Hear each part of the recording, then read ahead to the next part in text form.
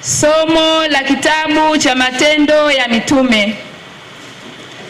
Petro akafumbua kinywa chake akasema, jambo lile ninyi mmelijua, lililoenea katika Uyahudi wote, likianzia Galilaya, baada ya ubatizo aliohubiri Yohane, habari ya Yesu wa Nazareti, jinsi Mungu alivyomtia mafuta kwa Roho Mtakatifu na kwa nguvu, naye akazunguka huko na huko akitenda kazi njema na kuponya wote walioonewa na Ibilisi, kwa maana Mungu alikuwa pamoja naye.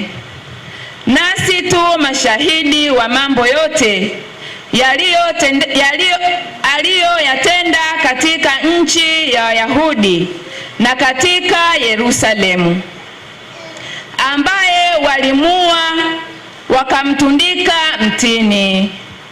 Huyo Mungu alimfufua siku ya tatu, akamjalia kudhihirika, si kwa watu wote, bali kwa mashahidi waliokuwa wamekwisha kuchaguliwa na Mungu, ndiyo sisi tuliokula na kunywa naye baada ya kufufuka kwake kutoka kwa wafu.